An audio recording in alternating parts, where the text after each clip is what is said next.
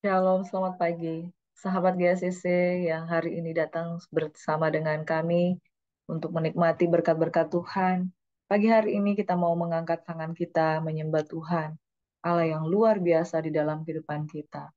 Mari kita sama-sama menyerahkan kehidupan kita pagi hari ini untuk menikmati berkat-berkat Tuhan yang sungguh luar biasa. Mari kita berdoa.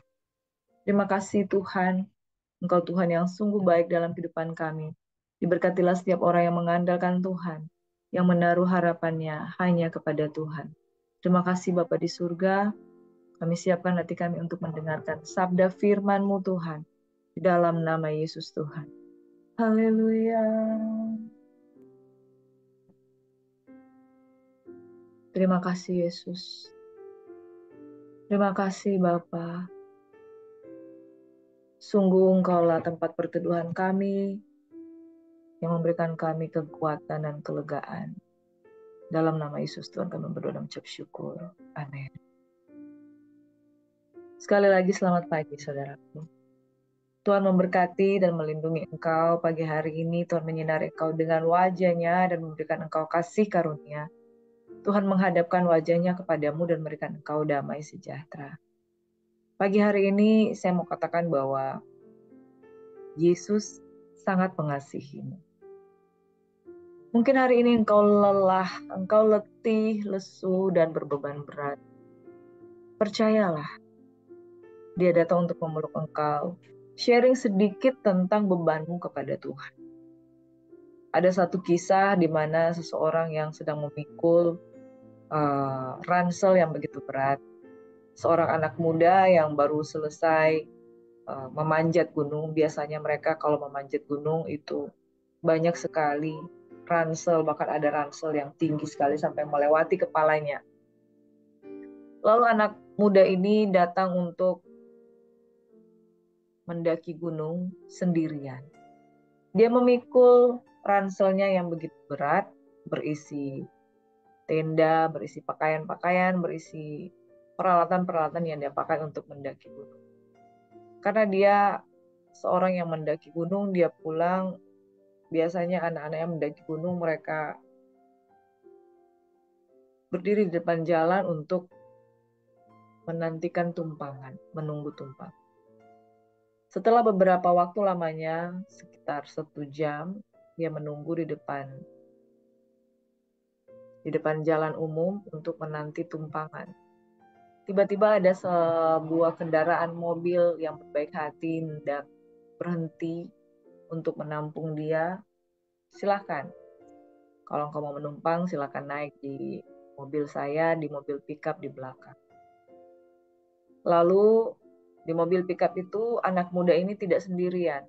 Ada juga orang lain yang menumpang di mobil pickup, duduk di belakang, naik di belakang.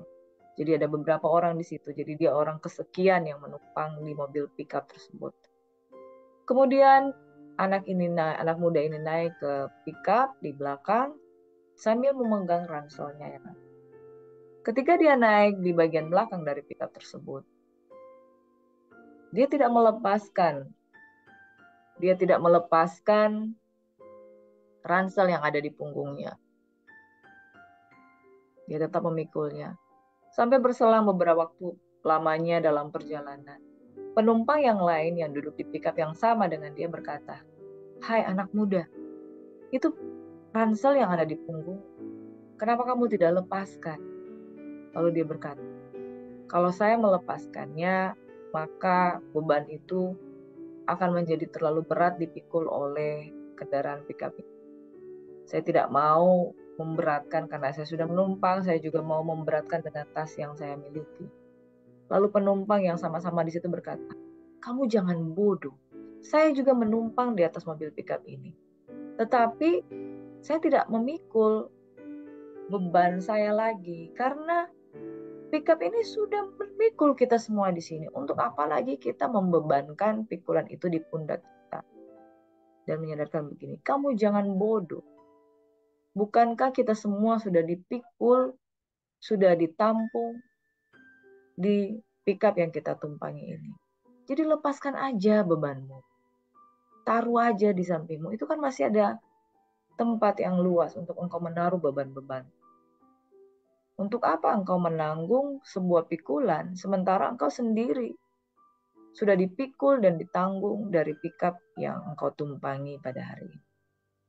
Lalu kemudian penumpang yang satunya itu menolong dia untuk melepaskan beban dan pikulan atau ransel yang dia punyai, diletakkan di samping. Kemudian anak muda itu merasakan, wah ternyata lega juga ya.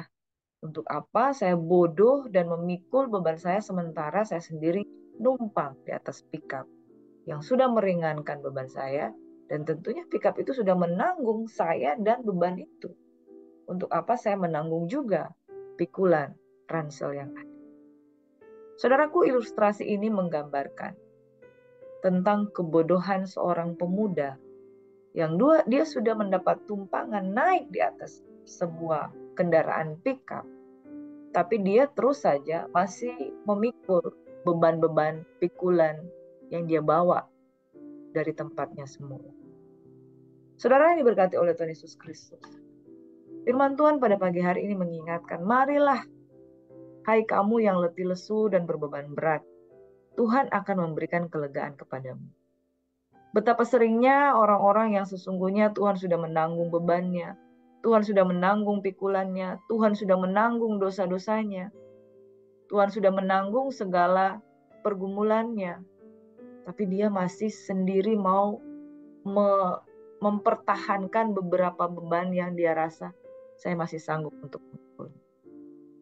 Pagi hari ini, saudaraku yang diberkati oleh Tuhan Yesus Kristus, pesan Tuhan buat kita semuanya, Yesus sudah mati di kayu salib.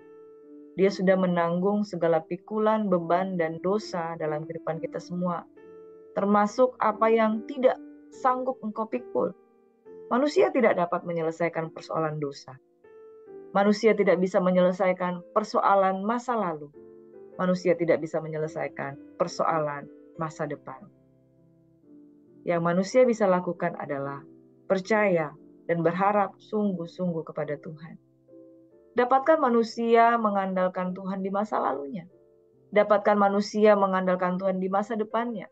Dapatkah manusia mengandalkan Tuhan di masa kini? Tentu dapat, saudara. Tetapi yang jadi persoalan, seringkali kita sebagai orang percaya, kita meletakkan Tuhan itu jauh-jauh.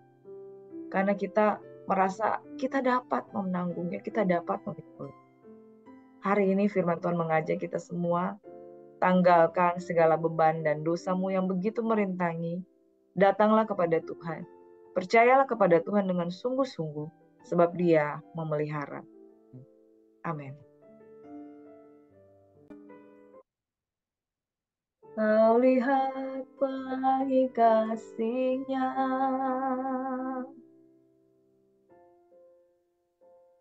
tangan Tuhan yang selalu menopang. Amin. Saatnya kan tiba nanti, kau lihat pelangi kasih-Nya. Kau lihat pelangi kasih-Nya.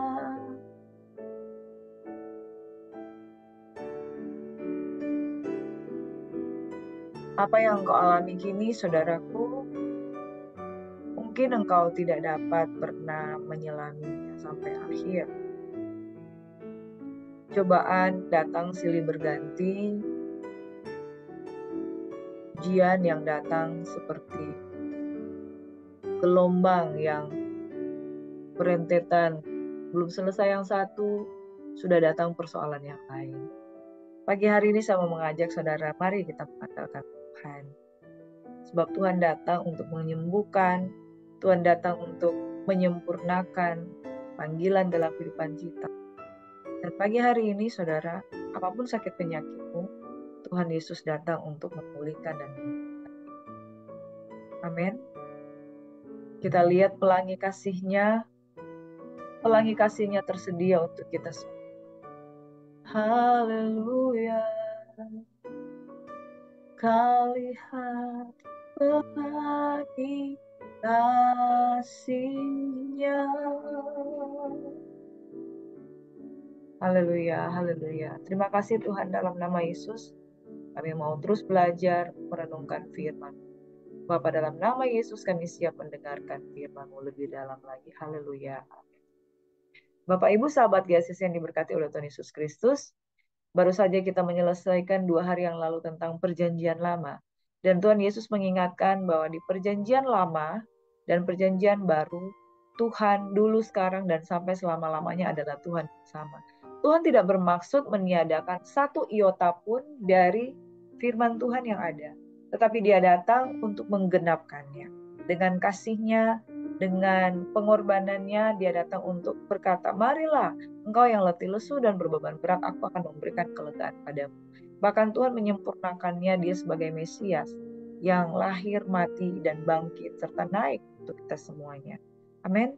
Bapak Ibu sahabat GSIS yang diberkati oleh Tuhan Yesus Kristus, sabda firman Tuhan dari kitab perjanjian baru, Tuhan menyempurnakan janji firman-Nya bagi kita semua.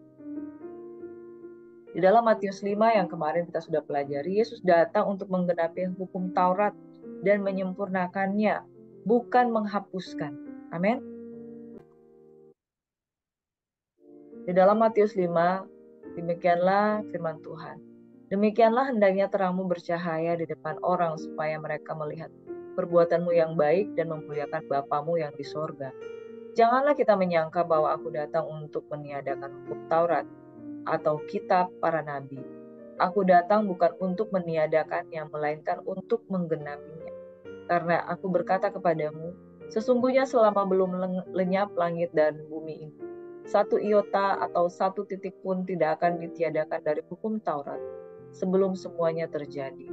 Karena itu siapa yang meniadakan salah satu perintah hukum Taurat, sekalipun yang paling kecil, dan mengajarkannya demikian kepada orang lain, ia akan menduduki tempat yang paling rendah di dalam kerajaan sorga. Tetapi siapa yang melakukan dan mengajarkan segala perintah-perintah hukum Taurat, ia akan menduduki tempat yang tinggi di dalam kerajaan sorga.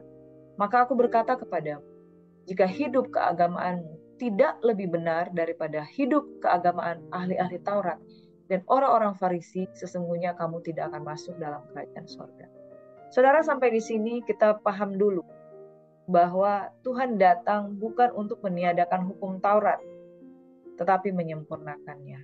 Bukan berarti bahwa kita harus melakukan semua ketetapan, yaitu menyiapkan korban, kambing, domba, burung pipit, burung merpati, ya, berbagai macam korban, menyembelih di depan semuanya itu. Tapi Tuhan bermaksud untuk mengatakan kepada kita semua, semuanya itu pernah ada, dan semuanya itu sebagai lambang untuk anak domba yang sesungguhnya yang akan disembelih untuk kita, yaitu Dia sendiri. Makanya Dia datang untuk menyempurnakan korban-korban yang sudah pernah ada.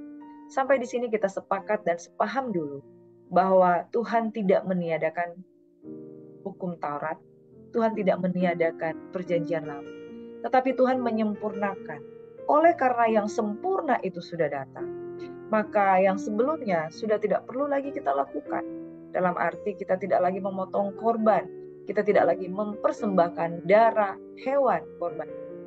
Tetapi kesempurnaannya, Dia di dalam kesempurnaan hukumnya, Dia menguduskan kita.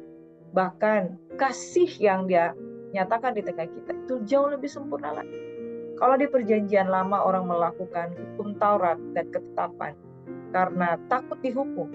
Tetapi di zaman perjanjian baru, seseorang yang sudah mengalami yang namanya Kristus dalam hidupnya, mengalami lahir baru, dia datang untuk melakukan ketetapan-ketetapan Tuhan karena dia sudah disempurnakan di dalam pengorbanan Yesus Kristus.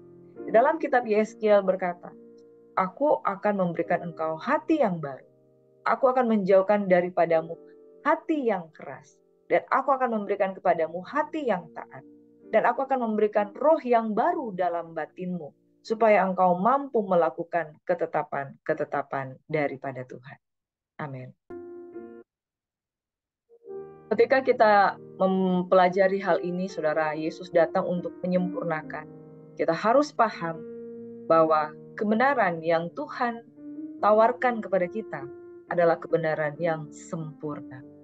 Dan Tuhan mengajak kita untuk tidak meniadakan salah satu perintah hukum Taurat sekalipun yang paling kecil. Sebab barang siapa meniadakannya dan mengajarkan kepada yang lain demikian, di kerajaan sorga ia menduduki tempat yang paling rendah. Masuk kerajaan sorga, tapi di bagian yang paling rendah. Tetapi barang siapa melakukan, bahkan mengajarkan segala perintah-perintah di dalam hukum kebenaran firman Tuhan, Taurat, ia menduduki tempat yang tinggi dalam kerajaan sorga. Dan lagi di dalam ayat yang ke-20, saudara, jika hidup keagamaan tidak lebih benar daripada hidup keagamaan orang ahli-ahli Taurat dan ahli-ahli orang-orang Farisi, sesungguhnya kamu tidak akan masuk dalam kerajaan sorga. Tuhan berbicara pada waktu dia belum disalibkan, belum mati di kayu salib. Artinya Tuhan tidak meniadakan hukum Taurat. Tetapi barang siapa berpegang kepada hukum Taurat, lakukanlah itu dengan sempurna. Hiduplah dengan sempurna dengan hidup keagamaan. Dan setelah yang lebih sempurna lagi, ketika Yesus mati, bangkit dari antara orang mati, percayalah kepada Tuhan, maka sudah semakin sempurnalah kau dalam melakukan kebenaran firman Tuhan. Dan saudara yang diberkati oleh Tuhan Yesus Kristus, ketika dia mati, bangkit bagi kita, dia taruh dalam kehidupan. Dan semakin sempurnalah kita melakukan kehendak Tuhan. Makanya firman Tuhan yang berkata di hukum Taurat, jangan berzina. Tapi Tuhan menyempurnakan dengan hal ini. Orang dianggap berzina kalau dia sudah melakukannya. Itu di perjanjian lama. Tapi di perjanjian yang baru, orang dianggap berzina jika, ayat 28, setiap orang memandang saja perempuan serta menginginkannya, itu sudah berzina dengan dia dalam hati. Jadi betapa lebih tingginya nilai kebenaran yang diajarkan oleh Tuhan Yesus Kristus dalam kehidupan kita. Hati-hati dengan matamu, saudara. Di perjanjian lama, orang yang sungguh-sungguh melakukan tindakan hubungan badan, itulah yang disebut berzina. Tetapi di perjanjian baru, ketika Yesus datang untuk menggenapi firman Tuhan, Taurat Tuhan, nilai kekudusan itu jauh lebih tinggi daripada hal tersebut. Kau menginginkan saja perempuan, mengolahnya di pikiranmu, kemudian menginginkan menjadi milikmu, menginginkannya untuk berhubungan secara intens denganmu, saudara, engkau sudah berzina dalam hati. Maka jika matamu yang kanan menyesatkan engkau, cungkil, buanglah itu, karena lebih baik bagimu jika satu dari anggota tubuhmu binasa daripada tubuhmu dengan utuh dicampakkan ke dalam neraka. Dan jika tanganmu yang kanan menyesatkan engkau, penggala dan buanglah itu. Karena lebih baik bagimu jika satu dari anggota tubuhmu binasa daripada tubuhmu dengan utuh masuk neraka. Telah difirmankan juga, siapa yang menceraikan istrinya harus memberi surat cerai kepadanya. Tetapi kebenaran yang Yesus ajarkan kepada kita itu jauh lebih tinggi lagi, saudara. Seorang yang menceraikan istrinya, kecuali karena zina, ia menjadikan istrinya berzina. Dan siapa yang kawin dengan perempuan yang diceraikan, ia berbuat zina. Jadi saudara, firman Tuhan katakan, sejak awal Tuhan tidak menginginkan perceraian. Bahkan kitab Maleakhi berkata, aku membenci perceraian. Hendaklah engkau setia pada istri masa muda. Tetapi karena ketegaran hatimu lah, maka Musa mengeluarkan surat cerai bagi orang-orang yang ingin bercerai. Tapi sesungguhnya sejak awal tidaklah demikian. Tuhan tidak menginginkan adanya sebuah perceraian. Dan kebenaran yang Yesus ajarkan bagi kita itu jauh lebih tinggi, jauh lebih kuat. Dia tidak menghendaki kita bercerai. Ayat 48 dikatakan, karena itu haruslah kamu sempurna. Sama seperti Bapamu yang di sorga adalah sempurna. Saudara, sanggup hidup sempurna? Tidak ada yang mustahil bagi Tuhan. Di dalam Kristus, Roh-Nya sanggup menyempurnakan kehidupan kita. Makanya Tuhan berkata, hambaku akan berhasil. Yesus Kristus akan berhasil. Dia manusia 100% dan Tuhan 100% tanpa dosa. Dia berkemenangan, menang di atas kayu salib. Tidak ada catatan sedikit pun tentang Yesus melakukan tindakan dosa. Karena dia datang dengan korban yang sempurna untuk menebus kita. Dan korban yang sempurna itu memberikan kita kuasa untuk menjadi anak Allah, untuk juga hidup sempurna di dalam Kristus Yesus. Amin. Jauhkanlah dari pikiranmu bahwa engkau tidak mampu, tetapi Tuhan yang pikul itu semua. Tuhan yang pikul itu semua dosa, dan pada kita diberikan kuasa untuk menjadi anak-anak. Pagi hari ini kita akan membaca merenungkan firman Tuhan dari Matius 7 hingga Matius yang ke-11, saudara. Dan mengajak kita, Tuhan sanggup untuk memampukan engkau melakukan kebenarannya yang sempurna tersebut. Amin.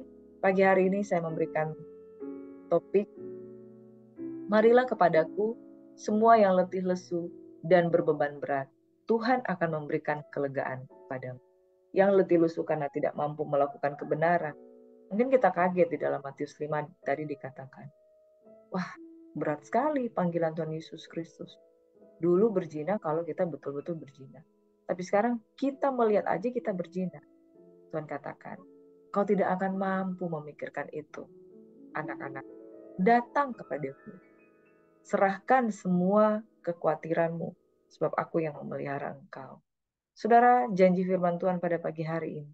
Gak usah mikir bagaimana engkau harus mengerjakan semuanya itu. Karena Tuhan yang akan memberikan engkau kekuatan dan kemampuan. Amin. Pagi hari ini kita belajar dari Matius 7 ayat 1 hingga Matius 11 ayat yang ke-30, saudaraku.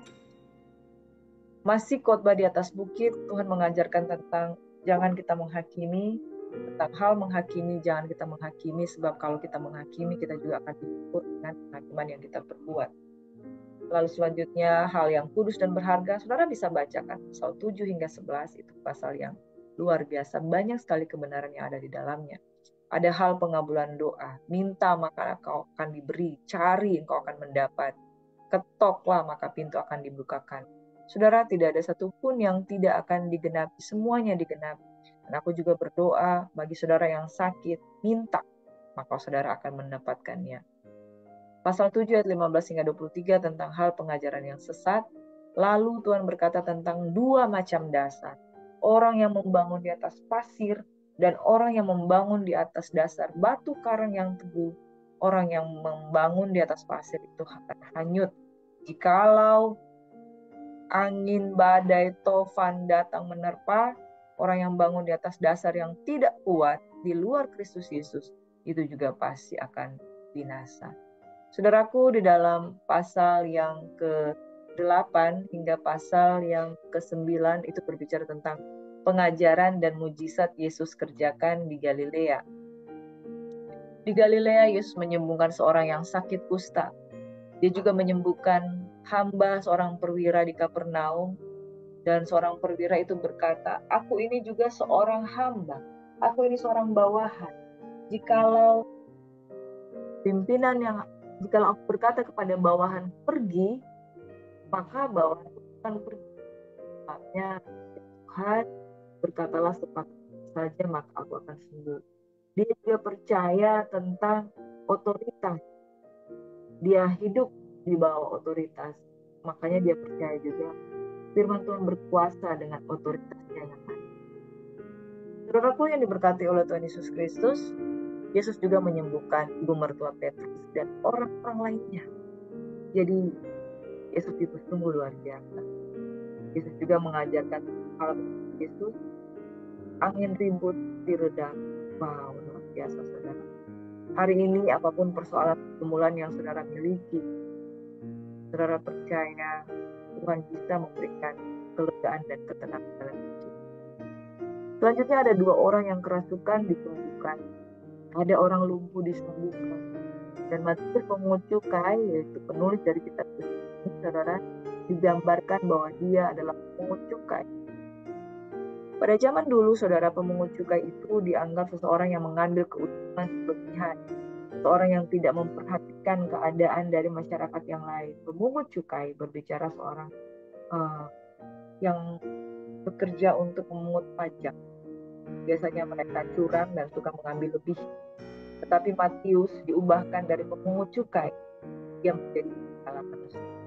Saudaraku yang diberkati, kemudian berpuasa, dan ada anak kepala rumah ibadat serta seorang perempuan yang sakit pendarahan, ya.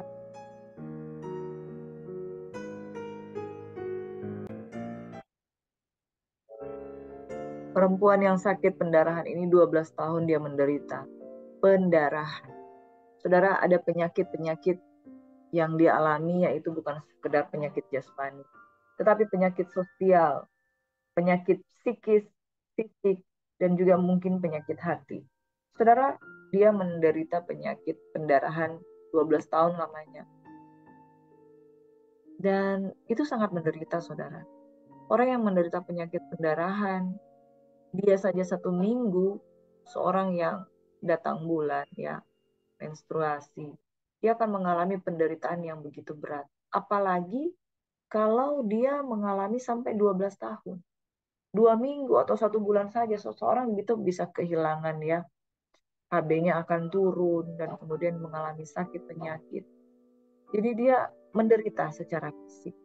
Dan secara psikis dia menderita karena dia dianggap najis. Orang yang memiliki lelehan, pendarahan, itu tidak bisa mempersembahkan korban, tidak bisa menghadap imam, tidak bisa membawa persembahan. Bahkan tidak boleh seseorang menyentuh dia. Dia dianggap najis. Jadi perempuan yang sakit pendarahan selama 12 tahun, dia seorang yang menderita secara psikis, fisik, emosional, dan dia mungkin juga sakit hatinya. Tapi apa yang terjadi? Luar biasa. Tuhan sanggup. Saudara, firman Tuhan pada pagi hari mengingatkan kita juga. Apapun penyakitmu, ada hal-hal yang nggak bisa engkau sembuhkan. Tapi firman Tuhan katakan, marilah engkau yang letih lesu dan berbeban berat, Tuhan akan memberikan kelegaan. Lalu ada kisah di mana Yesus menyembuhkan mata 2 orang buta. Ada juga seorang yang bisu disembuhkan. Dan bagaimana Tuhan berbelas kasihan terhadap orang. Wow, luar biasa. Ketika dia datang, dia mengadakan berbagai macam mujizat dan kelepasan. Selanjutnya, perikop yang berikutnya ditandai dengan perutusan Yesus dan panduan dalam bagaimana cara Tuhan. Yesus memanggil ke-12 orang rasul, ke-12 murid. Dia mengutus mereka pergi berdua-dua. Kemudian penganiayaan yang akan datang dan pengakuan akan Yesus. Selanjutnya Yesus membawa pemerintahan bagaimana harus Yesus. Saudara, ada juga penolakan terhadap Yesus dan perlawanannya, di mana Yesus dan Yohanes Pembaptis juga mengalami bagaimana penganiayaan, hingga dia sempat mempertanyakan kemesiasan dari Yesus. Yesus mengecam beberapa kota yang tidak mau bertobat, dan yang terakhir, ajakan sang juru selamat. Demikian firman Tuhan, saudaraku, dari Matius 7 hingga 11. Firman Tuhan yang sudah Dia bentangkan di tengah-tengah kita, marilah kita percaya dengan sungguh-sungguh. Sebab setiap orang yang mendengar perkataan firman Tuhan dan melakukannya, ia sama dengan orang yang bijaksana, yang mendirikan rumahnya di atas batu. Kemudian turunlah hujan dan datanglah banjir, lalu angin melanda rumah itu, tetapi rumah itu tidak rubuh sebab didirikan di atas batu. Tetapi setiap orang yang mendengarkan perkataanku dan tidak melakukannya, ia sama dengan orang yang bodoh yang mendirikan rumahnya di atas pasir. Kemudian turunlah hujan dan datanglah banjir. Lalu angin melanda rumah itu sehingga rumah itu rubuhlah dan hebatlah kerusakannya. Setelah Yesus mengakhiri perkataan ini, takjublah orang banyak itu mendengarkan pengajarannya, sebab Ia mengajar mereka sebagai orang yang berkuasa, tidak seperti ahli-ahli Taurat mereka. Saudaraku, ketika kita mendengarkan firman Tuhan, kita mendengarkan dan melakukannya, itu sama kita mendirikan rumah di atas batu. Tapi kita mendengar dan tidak melakukannya, sama kita mendirikan rumah di atas pasir. Makanya saudara, apakah saudara dan saya selamat kalau percaya Yesus? Selamat. Tetapi barang siapa melakukannya, dia seperti membangun rumah di atas batu. Sekali lagi, semua orang yang percaya kepada Yesus Kristus Tuhan, bukan karena perbuatan baik engkau diselamatkan, tapi karena engkau percaya. Engkau berbuat baik atau engkau tidak berbuat baik, engkau selamat. Karena prinsip keselamatan adalah barang siapa percaya kepada nama Yesus, maka engkau akan selamat. Engkau pun tidak melakukan firman, engkau selamat. Tapi seperti dari dalam api. Firman Tuhan yang mengatakannya, entahkah engkau membangun di atas batu, engkau yang membangun di atas emas, engkau yang membangun di atas perak, atau engkau yang membangun di atas jerami. Pada akhirnya, semua akan kelihatan pada waktunya bagaimana cara engkau membangun. Nah, firman Tuhan katakan, orang yang mendengar perkataanku, percaya kepadaku, percaya dan menerima aku sebagai juru selamat, engkau selamat. Tapi barang siapa tidak sungguh-sungguh melakukannya, engkau selamat tetapi seperti dari dalam api. Kitab Korintus yang menyatakan. Nah, setiap orang yang mendengarkan tapi sungguh-sungguh melakukannya, ia seperti orang yang mendirikan rumahnya di atas batu. Hidupnya tenang. Bagaimana sih orang yang membangun di atas sebuah rumah yang permanen? Tidak bocor. Dalam keadaan badai dia tetap tenang. Dalam keadaan badai tidak ada goncangan. Dalam keadaan badai fondasi rumah itu tidak terseret. Tapi orang yang mendengar saja dan tidak melakukannya, rumah yang di atas pasir ketika ada badai gelombang terseret. Ada masalah, dia terseret. Ada masalah, dia terlepas. Selamat? Ya, bisa selamat. Tapi seperti dari dalam api. Dalam keadaan yang tidak kokoh. Saudaraku, jangan memiliki iman yang mudah diombang-ambingkan oleh rupa-rupa angin pengajaran. Tapi sungguh-sungguh setelah mendengar, lakukan, saudara. Kalau Anda cuma sekedar mendengar tapi tidak melakukan, engkau orang Kristen yang terombang-ambing. Tapi ada banyak orang yang suka dengan posisi itu. Mereka suka labil, supaya ketika mereka datang kepada Tuhan, mereka bisa nangis, mereka bisa sungguh-sungguh merenungkan dosa-dosa mereka, dan mereka bisa bersyukur kembali. Tapi saudara, yang saya mau katakan, hiduplah konsisten di dalam Tuhan. Sebab ketika engkau hidup konsisten, engkau hidup di atas batu karang yang teguh, maka engkau juga akan diselamatkan. Saudaraku yang diberkati oleh Tuhan Yesus Kristus, mari dengar firman Tuhan dan melakukan. Sebab bukan saja kita dipanggil untuk mendengar, tapi dipanggil untuk melakukan. Sebab orang yang mendengar tapi tidak melakukan, dia sama seperti ada di depan cermin. Setelah itu dia lupa apa yang dia lihat depan cermin. Di dalam Matius 11 juga mengatakan, mari engkau yang letih lesu dan berbeban berat, aku akan memberikan kelegaan kepadamu. Pikulah kuk yang kupasang dan belajarlah kepadaku, karena aku lemah lembut dan rendah hati, dan jiwamu akan mendapat ketenangan. Ada berbagai macam keuntungan kalau kita datang kepada Tuhan, saudaraku. Yang pertama, kita bisa istirahat di dalam Tuhan, karena Tuhan akan memberikan kelegaan kepada kita. Yang kedua, kita mau mengganti pikulan kita dengan bebannya kita yang begitu berat, bertonton. Ketika kita datang kepada Tuhan, Tuhan menggantikan pikulan kita dengan pikulan yang lebih ringan. Amin. Yang pertama, kita akan memperoleh kelegaan. Yang kedua, kita akan diberikan pikulan yang lebih ringan. Yang ketiga, kita dapat belajar daripada Tuhan. Karakter-karakter ilahi. Tuhan lemah lembut dan rendah hati, dan jiwa kita akan mendapat ketenangan. Saudara, dari mana kita belajar tentang kelembutan hati? Sebelum kita bertobat, kita itu keras. Hati itu kita nggak bisa dibilangin. Saudara, kalau ketemu orang yang nggak kenal Tuhan Yesus, wah, salah saudara. Kita ngomong apa aja dia nggak akan terima. Keras hatinya. Sebelum kita mengenal Tuhan, kita semua orang yang keras hatinya. Tapi setelah kita ketemu dengan Tuhan, kita orang-orang yang lembut. Dan saudara, kalau semua orang lembut hatinya, dunia ini akan tentram, saudara. Di dunia ini akan ada banyak masalah karena banyak orang yang keras hatinya. Nggak bisa dibilangin. Nggak bisa diajar, saudara. Tapi kalau orang-orang yang mau diajar, hidup itu akan tenang. Orang yang mau diajar, dia akan memberi dampak kepada orang lain. Tapi kalau saudara ketemu orang yang nggak punya Tuhan, sulit diajar, saudara. Pasti akan ada masalah terus. Belajarlah daripadaku, maka jiwamu akan mendapat ketenangan. Karena Tuhan lemah lembut dan rendah hati, sebab kuk yang kupasang itu enak dan bebanku pun ringan. Saudara, pagi hari ini, lepaskan segala beban dan pikulan yang engkau pikul, dan Tuhan akan menggantikan dengan beban yang lebih ringan, yaitu beban untuk mengasihi dan melayani Dia, maka saudara akan mendapatkan kelegaan. Mari tanggalkan segala bebanmu yang sakit, kau akan mengalami pemulihan, kesembuhan daripada Tuhan.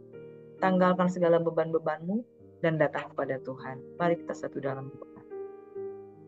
Bapa, terima kasih, kami percaya bahwa Engkau sungguh baik dalam kehidupan kami. Engkau menyempurnakan hukum Taurat dengan menghadirkan Engkau sendiri sebagai pribadi yang menyelamatkan kami. Terima kasih Bapa di surga, kami rindu pagi hari ini kami beroleh pengetahuan akan firman. Aku juga berdoa pagi hari ini untuk saudara kekasih Tuhan yang berbeban berat, yang memiliki persoalan-persoalan, yang masih keras hatinya, yang belum diubahkan Tuhan. Hari ini Tuhan akan gantikan hatimu yang keras, yang sulit bertobat, sulit berubah, yang sulit mendengarkan firman Tuhan, yang sulit diajar. Tuhan akan memberikan kelegaan kepadamu. Terima kasih Bapa di surga, di dalam nama Yesus. Tuhan kiranya memberkati bagi setiap kami yang hadir pagi hari ini. Tuhan akan menggantikan segala kuk dan belenggu. Pagi hari ini Engkau yang mendengarkan firman Tuhan. Angkat segala beban-bebanmu dan serahkan kepada Tuhan. Bapak, kami juga berdoa secara khusus untuk adik Brandon Tuhan. Yang kami percaya semakin hari semakin dikuatkan oleh Tuhan.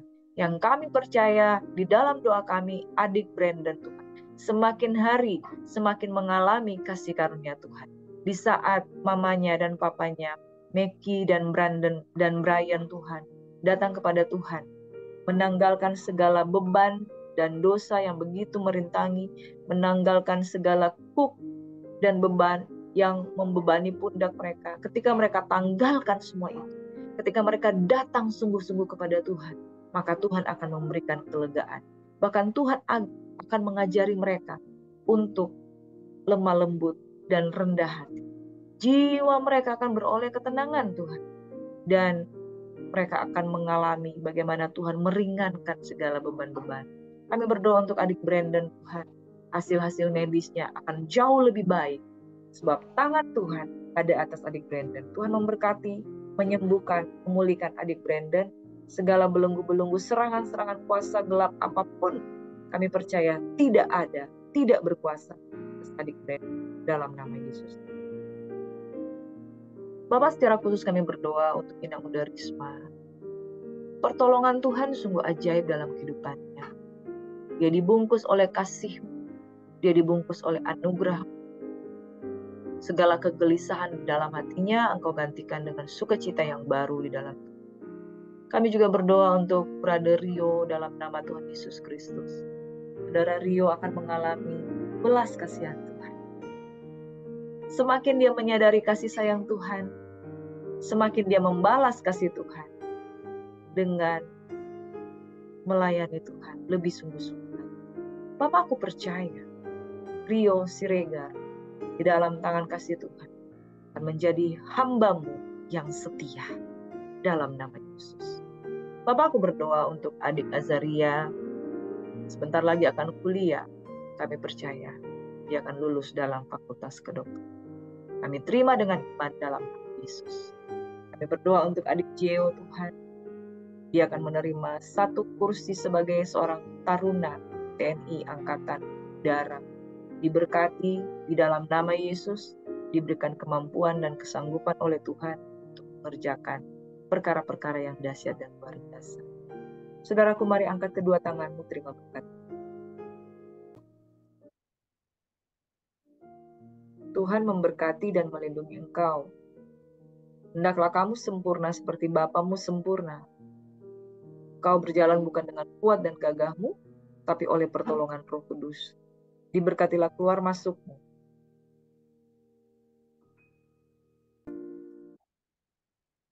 Diberkatilah adonan rotimu, diberkatilah pekerjaanmu, diberkatilah lumbung-lumbungmu. Dan apa saja engkau perbuat, hari ini janji firman Tuhan katakan, engkau akan berhasil. Engkau akan berhasil, engkau akan beruntung. Engkau akan menikmati berkat-berkat Tuhan yang luar biasa. Saudaraku, saya merasakan di dalam alam roh ada orang-orang yang membutuhkan pertolongan Tuhan pada hari ini. Tapi engkau ragu, engkau gelisah dalam hatimu. Percayalah kepada Tuhan. Dan yang Tuhan ingatkan pagi hari ini, itu beban yang ada di pundakmu. taruh semuanya kepada Tuhan. Kalau engkau percaya kepada firman Tuhan, taruh semua beban-bebanmu kepada Tuhan. Dan katakan, Tuhan, Engkau sanggup Tuhan. Bapa, dalam nama Yesus, bagi mereka yang percaya, hari ini hadirat Tuhan membungkus kehidupan. Ada orang-orang yang akan terlepas dari beban-beban hutang.